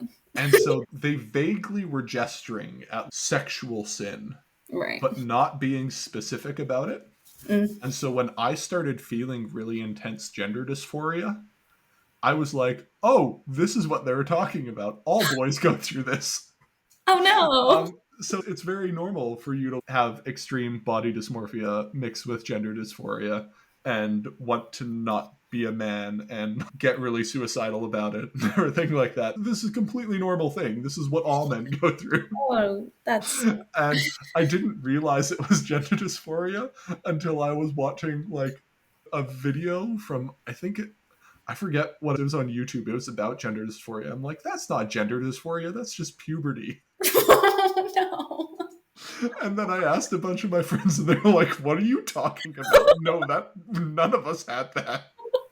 And I was like, "Oh, this is. I did not realize those should have stayed inside thoughts." Oh no. So I'm like, wait, you didn't go through a period where you just wanted to be a girl and you didn't want to be a man, and like turning into a man was like a really psychologically distressing experience for you? And they were like, no. What are you talking about? Anyway, that was very funny because my conservative evangelical upbringing just made me led to believe this is completely normal and every man does this, and this is just like male sexual sin. Anyway, Unfortunately. um, Hopefully that didn't clear anything up for anyone listening. Like, yeah. So that eventually just went away though. So like after about 4 years, I stopped feeling it, and I stopped feeling it basically when I turned 19-ish, and like I had been in the army and I was doing my army stuff, hauling machine guns around, doing all that crazy stuff, and I was like, oh, my male body is actually very good and useful. This is okay, maybe it's not as bad. So the gender dysphoria went away. Body dysmorphia did not, unfortunately. And so still got a lot of those things to deal with. mm, But I didn't realize this was an autistic thing until I started doing long form interviews with autistic men. And they were like, oh, yeah, so I had a gender dysphoria phase. I'm like, a what? doesn't everyone? Yes. And then a lot of them will be like, it's normal to do this. And like, it's not actually normal to do that. That's called gender dysphoria. And you had it. And they'd be like, wait, what? What do you mean? It's not normal to go through a gender dysphoria phase? I'm like, what's normal for autistic men? But anyway, so like this does happen a Mm-hmm. lot. It doesn't get talked about a lot, but it is something that I have seen a lot of.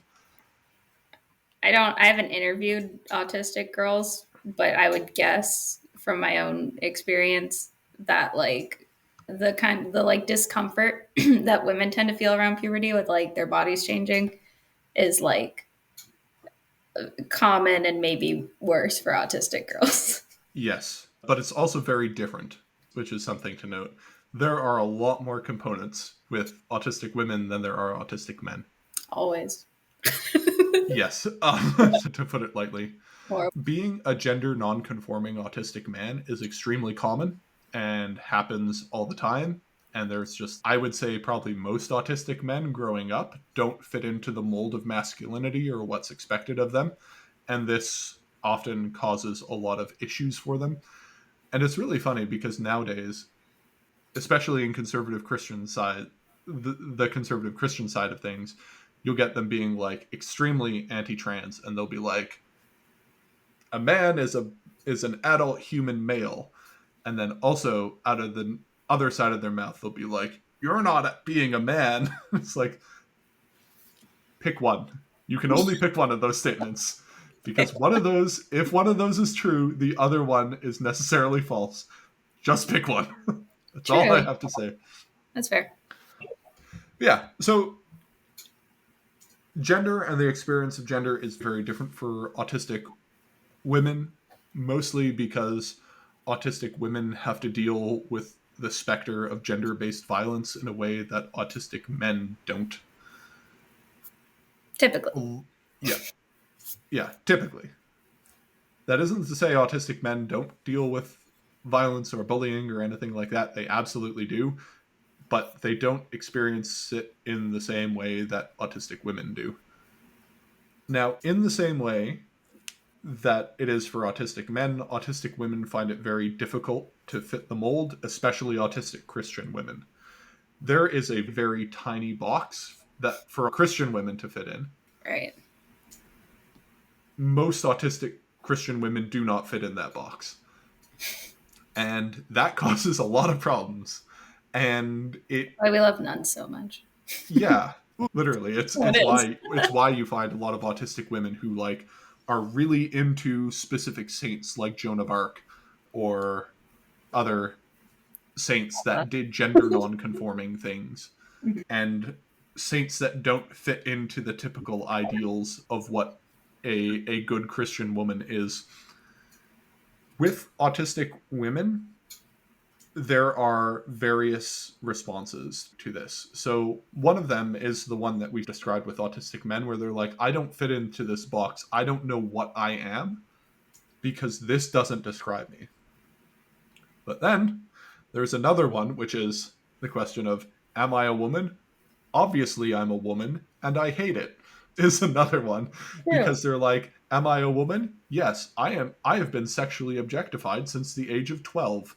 That only happens to women. So am I one of those? Yeah, and Yeah. I hate it. Um, Yeah. there often autistic women will talk about going through puberty and growing up in that area and talk about this like really intense discomfort being sexualized. They will talk about really large amounts of discomfort with large aspects of femininity not really fitting in with other girls and not really understanding other girls. And you'll find a lot of autistic women going through puberty will spend more time hanging out with guys because the guys make more sense to them. um, Guilty. Yeah. yeah, and like it's super common, and they'll often be gender nonconforming, way more gender nonconforming than autistic boys are, and they have like really significant justified fears about defending themselves against male violence because they'll also start realizing all the boys are bigger than me, they're stronger than me, they are faster than me. I can't do a whole lot to defend myself against them if I were to find myself alone with them, especially in autistic Christian circles. Things like sex and sexuality aren't talked about explicitly, and so there are often lots of fears around those types of things, and especially fears around just men and the prospect of men and them being sexual objects in the eyes of men. And this causes a whole bunch of refractory problems with the idea of gender identity. And so you will get autistic women who, similar to autistic men, will say, look, this doesn't fit me. I don't fit in that box. I don't know what I am, but I'm not a woman because I don't look or act like any of these women. The most common one that you get from autistic women is, I am obviously a woman because I have to deal with all of these things that only other women deal with, but also I hate it and I don't fit in with other women. Yeah. So that one's the most common. Often, autistic women are harshly criticized in Christian circles for being tomboyish or unfeminine. Like, oftentimes, autistic women are very interested in intellectual topics and like theology and really want to get into theology, but that's not what's expected of girls. And so they'll be given like books about purity culture and stuff like that instead of like theology books or apologetics books that the Yeah. boys their age are getting, or Yeah. like how to be a good wife. And they're like, I don't really care how to be a good wife. I want to know what consubstantiation is. Um, Everyone wants and to know what consubstantiation yes, is. everyone does. Um, yeah, and so a lot of autistic women, if they are in progressive circles, will go through a non binary period where they will identify as non binary, especially in their teen years, because they'll say, look, I don't like this, and I really don't want to be associated with this. I don't like all these changes happening, and I don't want to be associated with these. Another thing that happens a lot is autistic Christian women, and Christian women more specifically. There's a lot of talk about babies, reproduction, motherhood, all sorts of things that are intrinsically linked to sex. And this causes autistic women a lot of anxieties that autistic men don't have and don't have to have. Autistic men don't have to think about getting pregnant, and they don't think one day this might be me. Yeah. And yeah, that's basically what happens. So typically, the only amongst autistic men, a lot of them, even if they're not in progressive circles, will say they're not in very progressive circles. They're in like a kind of liberal in between space. Will say, I think I'm non-binary. For women, the only ones that will for autistic Christian women, typically it's the people who identify as non-binary are on the very progressive side of things. Editing John here. In the upcoming section, I keep using terms like non binary woman and non binary man. What I mean by that is non binary female or non binary male or AFAB non binary or AMAB non binary. My notes, I had woman and man, and I didn't really recognize it until after re listening to this and its recording. Anyway, that was my bad. So if you can, just substitute these words in your head whenever you hear them. Another thing I realized I skipped over in my notes is that basically there is a trend amongst autistics, not just Christian autistics in general, but generally speaking, the trend amongst autistic people is that there tend to be more non binary females than non binary autistic males. But in autistic Christians, the ratios are actually a lot closer to each other. And so the ratio of non binary female and non binary male are much closer in autistic Christians, whereas in the general autistic population, there are more non binary female than non binary male. Anyway, um, yeah, back to the podcast. Sorry about that. There are many reasons stated for being non binary. The reasons for them identifying as non-binary are not monocausal. There is no one single reason someone does this. I've talked to a lot of them and I've asked them, "What's going on? Why do you identify as non-binary?" And I talked to a lot of them, and I have to say I'm pretty sympathetic with them. Like probably more sympathetic than most autistic Christians would be, mostly because they talk, and I'm like, "Oh yeah, I identify with pretty much all of those experiences that you've had."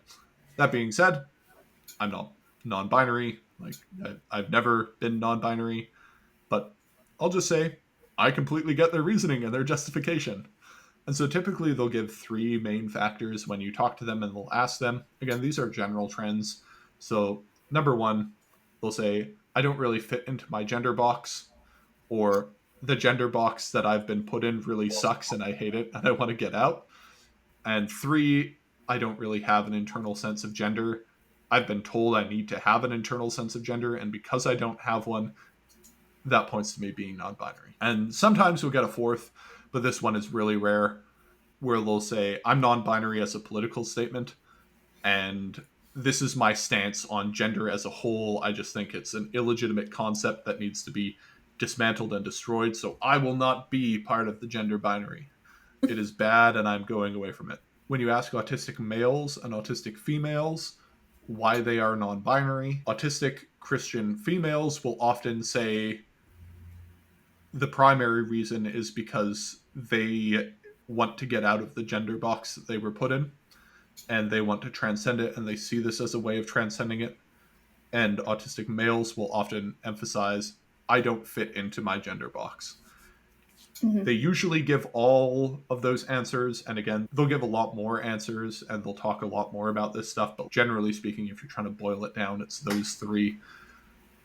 But men, typically, I don't fit into this. Women, typically, I hate this and I want to get out, Mm-hmm. as primary motivations. Why do they differ? I don't really know. This is mostly speculation, but I think it is explained by basically just saying autistic Christian females feel significantly more direct negative pressure within femininity than men feel direct negative pressure within masculinity. I was gonna say, That's yeah, being a girl just sucks more. That's Yep. When I asked non-binary people why they thought those numbers are the way that they are, they the reasoning that most of them gave was they think that the reasoning that autistic women give is probably more to do with the fact that autistic Christian women face way more significant direct negative pressure about femininity than men do about masculinity. And yeah, that's basically it. Generally speaking, the autistic Christian attitudes towards the concept of non binary, in general, most autistic Christians have a sort of positive disposition where they're kind of like, whatever, you know, you're non-binary, cool, is typically what most people will give. The most common response to non-binary people is to be apathetic, to basically say, I don't really care, they're not bothering me, just whatever, it is what it is. If you're autistic, the chances that you're going to be like bothered by people who don't conform to social norms are pretty low, right? true. It's Typically, just, yeah. yeah, it is just not something that we deal with much or that we like care about much. And so it's, oh, this person is non-binary, cool. And that's pretty much it. The next most common response that you'll get that I often find is like a very poorly concealed eye roll. So the most is apathy. The next is they're okay, whatever. It is what it is. But it's there is a sense of okay, let's move this on. This is absurd is basically the next categorization. And then the final one is contempt. And again, the contempt will be basically from cisgender, gender nonconforming autistics who will basically say, you people are making the lives of gender nonconforming autistics worse. And And they're cramping their style. they'll basically say, now everyone thinks I'm non binary, and I'm not non binary, I'm just gender nonconforming. These are different things. I can see why that And would be annoying. yeah, so that's typically what you'll get. But like when I say the most common response, like the vast majority of autistics don't care. And the vast majority of autistic Christians, they're like, okay, sure. Doesn't really bother me. The eye roll is it. I'm saying that because I have actually seen it happen in quite a few of my interviews where I ask them, what do you think about like non-binary identity? And they're like, Oh, I whatever. thought you were saying it because you saw me doing it just now. That's Yes. Yeah, the gender non-conforming people are usually like pretty hostile about it. The cisgender gender non-conforming people, especially when they're women towards non-binary women, they will call them like cowards and traitors to their sex and things like that. And they'll be like, you think we wanted to do this? No, we didn't want to do this, but we do it because we're not delusional enough to think we can escape it. That is a direct quote. Um, That's a direct quote. yes, that is a direct quote. Bang. Another one is another direct quote I've had from a different woman when I asked, what do you think about these people? Said, they're a coward who is refusing to fight on behalf of women and instead have chosen surrender. Um, she's, Oh, that's yeah. intense. That's a good one. To be fair, that was translated from French to English. You know, I don't know. That sounds so That French. Oh my that's my translation. To be That's clear, yeah. that is my translation from French to English. And Like another France, one, France or Canadian French. France. Oh, okay. Um, yes, and a another common refrain you'll hear is they'll say that these are just like a different version of pick me's.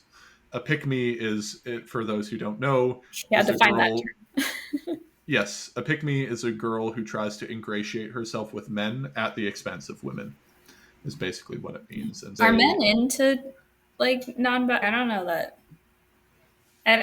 It seems like a bad pick me strategy to be like, actually, I'm non-binary. yeah. Again, this is not endorsement. This is description. I'm not going to go into whether or not I think that metaphor is particularly accurate. I would say probably not accurate, but the what they're trying to express there is that they see people who are non-binary as people who are opting out of female struggle, and instead of leaving they should join us in the fight. Don't abandon your post, man the batteries. Be more like French That women. Yes. Yeah, no. So that French woman is a friend of mine who used to be an artillery officer who now works for Interpol doing sex crimes Of investigations. course, She all is your female friends do sex crimes investigation. not all of them, a lot of them do, but that particular one is a certain level of weirdo intense. I'll One of just your say, weird little guys? Is that one of your weird little guys? she is the original weird little guy. Oh, I think she's very fun. Her name is Madeline. she sounds fun. Yeah, she is. Yeah. Anyway, again, this is a small group of people because cisgender, gender nonconforming, autistic Christian women is a lot of subcategories to put in front of someone. So I don't want Yes, to give the impression this is all of them, but these attitudes do exist. it's a very niche person. Yes. All right. So attitudes, Christian attitudes towards trans people within the autistic Christian community. The overall trend that you'll find is that men tend to be surprisingly more chill and tolerant about it unless they're very conservative, and women tend to not be unless they're very progressive. And even then, there are still some amongst the ranks who are not very chill about it. We'll explain that later. But I'll just go over the general justifications for trans affirming stuff. So, again, the best predictor of whether or not you're going to be trans affirming isn't if you're autistic, it's whatever your political disposition is, where you live, and like the denomination you belong to. But when you ask a trans affirming autistic, why are you trans affirming? What they'll usually do is give you a combination of one of these six answers. Now, should also be mentioned that a lot of these answers overlap with their justification for supporting same sex marriage. So when we talked about LGBT inclusion in the first episode of this 3-part series, we mentioned some of the reasons. They also give these reasons, but I didn't classify those under LGBT inclusion because they have more to do with gender than they do sexuality. The LGBT part was like, I think you dropped T when we were talking about it and just That's made it true. I like did. I LGBT. did. So just keep in mind though that like arguments about gender are also arguments about sexuality, and so arguments that I didn't include in the sexuality portion that do exist will appear here. So usually you get some combination of these six answers when you ask about why are you trans affirming. So the first one is a sort of gender abolitionist answer. And so they are basically against the concept of gender for other ideological reasons and believe it shouldn't exist and it isn't important. So they'll when you ask why are you trans affirming, they'll say gender isn't important or gender is this arbitrary concept, and so we shouldn't actually be applying it to Christianity or to Christian theology because this is just an invalid concept. Another very common answer is what I call gender irrelevancy, which is this is often autistics who know quite a bit about church history. They will go through a lot of the early church fathers, especially like the Neoplatonist church fathers. And a lot of them talk about gender and what gender means. And a lot of them talk about gender as being this sort of byproduct of the fall, where like sex and sexual reproduction isn't an intrinsic part of humanity. It is something that is necessary for humans because of the fall that we now have. And Yeah, so, like, humans in their correct ordered state would not be sexual and would not be sexually reproducing. And so that's you just do find, yeah, like you do find this in the church fathers. And so they'll point to this and they'll be like, look, these people say this stuff. And so if humans in their true form do not need gender, why are we putting such an emphasis on it? Why do we think it's so important if this is just like a byproduct of the fall? And so they'll point to a lot of things like that. They'll also be answers about gender eschatology, which is to say that gender as a concept may have been important in the early church, or it may have been important for humans, but where we see humanity going through the sort of Christian arc of history is one in which gender is going to be abolished and gender isn't going to be necessary.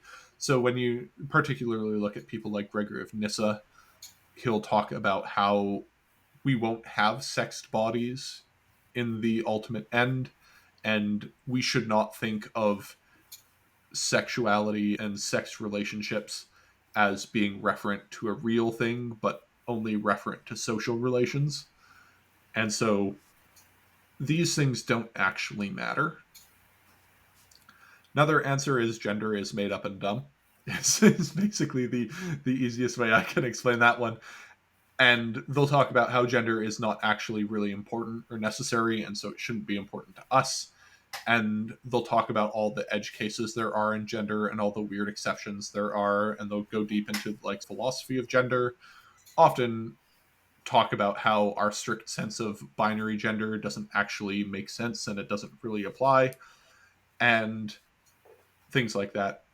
Within these arguments, you'll often, within the last four arguments I've mentioned, you'll often get quotations of Galatians 3:28, which is, in Christ there is no man, there is no woman, there is no slave, there is no free, there is no Greek, there is no Jew, for all are one in Christ. And they'll say, look, in Christ, gender is not of consequence. So why would it matter if someone changed their gender? Theologically speaking, this isn't an issue. Hmm. There'll also be references to early Christian saints. So, in particularly in the early church, there are a cluster of saints who were female, who present themselves to monasteries and just say they're a eunuch and basically live their life as a man. And then it is only on their deathbed that, when the monks are dressing the body, that they find that this monk was actually a woman. And they'll say, look, the early church still venerated these people as saints. Like, they didn't look at them performing and living as a man as like a grave sin. They saw it as like a cool, fun story to tell about a saint. So, like, clearly, this isn't like a really big deal actually to Christians. And it's only become a really big deal after like development. And so they'll point to also things like that. And yeah, they'll be like, look, this isn't actually there. A lot of autistic people have actually told me that they think the case for trans inclusion, for Christian trans inclusion, is actually way better than the case for Christian inclusion of same-sex marriage, which, I mean, I think is a kind of funny thing when you think about it, considering the state of the culture war, where they tend to think the opposite. But yeah, so you'll generally get that. Another big justification is basically, I don't like being mean to people, even if they're a bit odd, and that's like a standard autistic Christian position. Autistic people have like really tend to have been bullied a lot, and so they don't like bullies or people who act like bullies. And especially when you look at a lot of the trans discourse, a lot of it, to be frank, just looks like bullying. And just, I don't know, they just hate it, and they're like, okay, you're, I don't really know which side to choose, but I have these two sides, and one side seems like a bunch of bullying assholes, and the other side seem like weirdo marginalized people. Obviously I'm going to be on the side of the weirdo marginalized people here. Right. And also a lot of them will just say, look, I just think everyone's got their stuff. Everyone has their own specific things that they need to deal with and that they have to deal with. And I'm not going to get on these people's cases. Clearly, they have enough going on that they don't need me going on them. And I just think it's important to accept them and just allow them to be who they are. And yeah, another argument that you'll typically get, mostly from autistic men, is obviously like people do change gender. And so, because they do change gender, of course you can move from one gender to another. So, why would this be a problem in Christianity? It's just like a fact of life. Is, I don't know, eating eggs a problem for Christianity? No, it's just a fact of life. And eating eggs is similar to gender transition.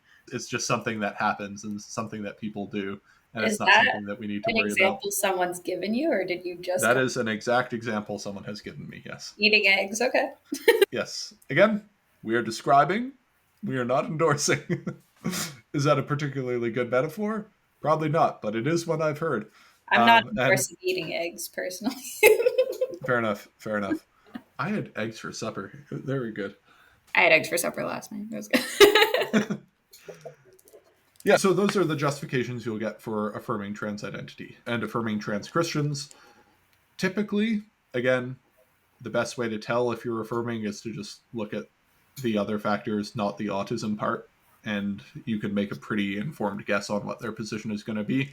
But if you want to know why they hold those positions, they'll usually give you some combination of those answers. The justification for not affirming is basically as follows.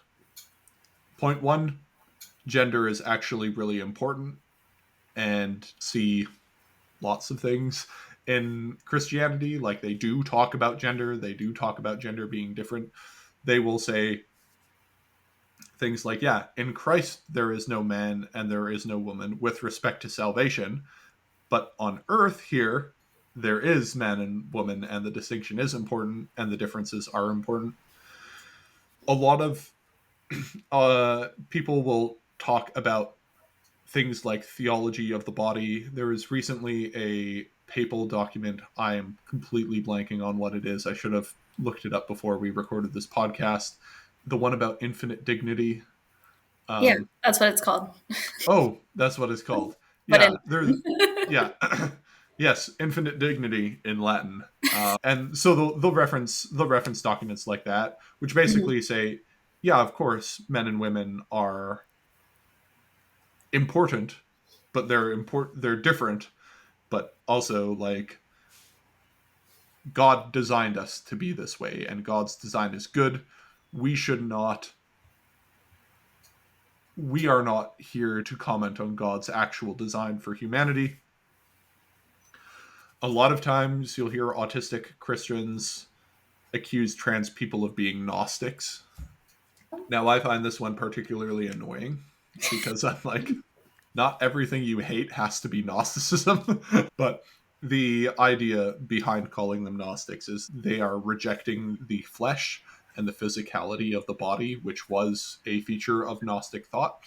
Now, whether or not it's accurate to compare that to Gnosticism of antiquity is a completely different discussion, and one that I'm refusing to be sidetracked on for this podcast. But Good. um, that is something that gets stated.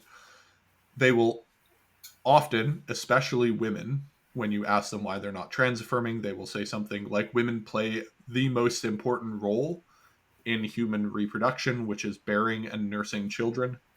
Men do not and cannot, and this is a very important thing that is crucial to Christianity. They will say, if you are an infertile woman, that's fine, and that doesn't make you not a woman. Lots of women are infertile in the Bible. It's a thing. It's a pretty big theme that pops up all the time in the Bible. But at the end of the day, you fundamentally can't opt out of womanhood, even if you try, and you also can't opt into it. If you don't have a uterus, you can't be in the club, basically, is what they'll say.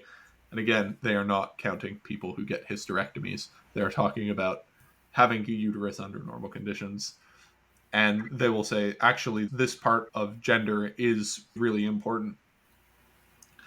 Many of them will also say that women as a gender are oppressed and suppressed, and eliminating women as a category will only lead to harming women. And so we should not affirm these identities because you are muddying the waters and you are muddying the distinction of an oppressed class. They will say gender and sex distinctions may have social constructed elements, but social construction is good, and they are socially constructed to protect women, which is a good thing, and we should not allow any of these safeguards to be dropped. They will often talk about Chesterton's fence, which Yeah, is this idea that sometimes things are put in place, and even if we don't understand why they're put in place, we shouldn't just go knocking them over because sometimes they're put in place for very good reasons. yeah. And then you'll find out why they were put in place. Yes. Um, Turns out the fence was containing a radioactive bear. That's Shouldn't have I. removed the fence. Yep. Now you got a Yep. radioactive bear. Now you have a radioactive bear eating you. Um, Hopefully not. To be fair, though, what's a fence going to do against a radioactive bear? That thing can probably fly. It can probably like breathe radiation fire. I don't know. I'm imagining a pretty specific bear, and that the fence isn't stopping that bear. Anyway, this metaphor has officially run away from me. If you don't understand what Chesterton's fence is after that explanation, that's fair. Yeah, that's fair. I don't expect you to. Um, and the last argument that you'll typically get is basically women are by nature weaker, more vulnerable, and susceptible to assault from men. And so allowing men to transition to women exposes them to violence and breaks down distinctions that we shouldn't have and things like that. The final point is just sex and gender are immutable. And if you think you can change them, you're wrong. And so that's why I'm not affirming, because I just think it's a category error that and they're just making just a logical mistake, is basically it. Again, Yeah. these are descriptions, not endorsements. If you believe something that isn't one of those, congrats on being really creative. Yes. Final thoughts on these overall progressive autistics, progressive autistic Christians. tend to have very progressive ideas about gender.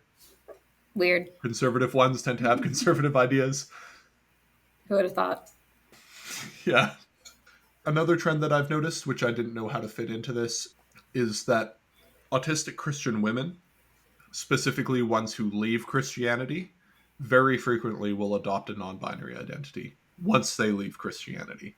And they Hmm. will often adopt a non binary identity because when you ask them what womanhood is, they will describe a very negative ideal of what women is that was given to them by Christianity. And they'll be like, I am removing myself from this paradigm.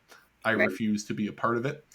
You typically see that's very common in autistic Christian women who leave conservative religion, who will then go on to move to the more progressive side and then adopt a non-binary identity. There, a lot of them do that.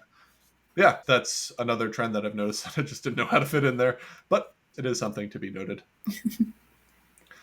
Again, I finally want to emphasize, just in case I haven't said it enough, these trends are pretty much only there for autistic Christians, Yeah. not autistics in general. Autistics in And not general are a Christians in general. very different bag and do not have any of the Christian baggage that prevents them from thinking twice about gender. And so, overall, autistic people in general, if they aren't Christian, are very trans inclusive. And so I don't want anyone to get any impressions about the autistic population in general. We are only talking about Christians here. But anyway, that's all I have to talk about. Um, That's all? yeah, yeah, that's all. Do you have any questions? No. I think things have thoroughly been covered. And if they haven't, hopefully people are nice about it. I don't know. Yeah. Reminder, we hold all the views that you hold. Yes, Um, we agree with you. You're we so agree right. with you on all points. If you want to find me, you can find me at Christianity. Yeah, you can find me at Christianity on Twitter and Blue Sky, or you can email me at christianityonthespectrum@gmail.com. If you would like to contact Maddie, you can find her where? I'm at Fickle Frontier on Twitter, and I go by Bronzor on there. So There you go. So you now know where to find us so you can not direct your angry hate mail to us, but only yeah, direct your sincere questions. only praise and questions. We also have a Discord. You can join our Discord. It's fun. Many you get to see many of my deleted tweets that I almost published but didn't. And if you'd like to talk to me further, that's another way that you can find me. All right. See you all later.